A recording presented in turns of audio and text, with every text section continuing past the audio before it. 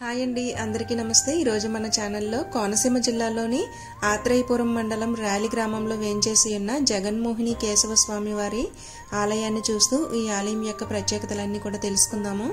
ఇది వచ్చేసి మేము వాడపల్లి వెళ్ళి వచ్చేటప్పుడు అయితే ఈ ఆలయానికి వెళ్ళామండి. వాడపల్లి నుంచి వస్తూ ఈ ఆలయానికి వచ్చామన్నమాట. ఈ రాలి గ్రామం వశిష్ఠ గౌతమి అనే గోదావరి ఉపపాయల మధ్య ఉంది. ఇక్కడి విశేషం శ్రీ జగన్మోహిని కేశవ స్వామి, శ్రీ ఉమా కమండలేశ్వర స్వామి వారు రాలి ప్రధాన రహదారికి ఒకరికొకరు ఎదురెదురుగా ఉండడం. ఇక్కడి జగన్మోహిని కేశవ స్వామి ఆలయాన్ని ఘంటచోళ మహారాజు కట్టించారని చెబుతారు. ఇక్కడ మూల విరాట్టు ముందు భాగం చెన్నకేశవ స్వామి శంఖం, చక్రం, గద, పద్మం ధరించిన 4 చేతులున్నాయి. వెనుక వైపు జగన్మోహిని రూపం ఉంది. అచ్చంగా జగన్మోహిని వలె కళ్ళు చెదిరే అందంతో జీవకళ ఉట్టిపడుతూ ఉంటుందండి. ఆమె సిగ ఆభరణాలు కాక తొడవైపు వెనుక భాగాన పుట్టుమచ్చతో కూడా మనకి సహజంగా అలరారుతూ ఉంటుంది. స్వామి పాదాల చెంత నిత్యం జలం ఊరుతూ ఉంటుంది. తీసిన కొద్దీ నీరు వస్తూ ఉంటుందన్నమాట.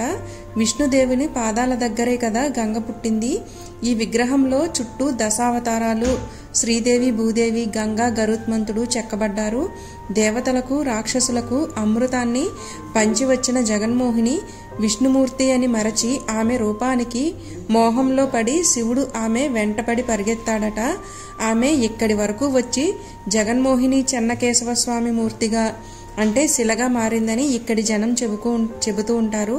మూల విరాట్టు ముందు భాగం కేశవస్వామి, వెనక వైపు జగన్మోహిని రూపం ఉంటుంది. స్వామి పాదాల చెంత నిత్యం జలం ఊరుతూ ఉంటుంది. తీసిన కొద్దీ వస్తూనే ఉంటుందండి.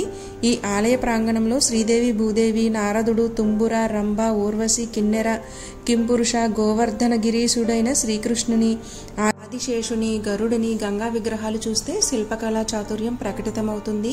5 అడుగుల ఎత్తు, 3 అడుగుల వెడల్పు గల శ్రీ జగన్మోహిని కేశవ స్వామి వారి శాలిగ్రామ విగ్రహం శ్రీ మహావిష్ణువు ప్రత్యక్ష రూపం. ఈ విగ్రహము ఏకశాలగ్రామ శిలతో తయారైంది.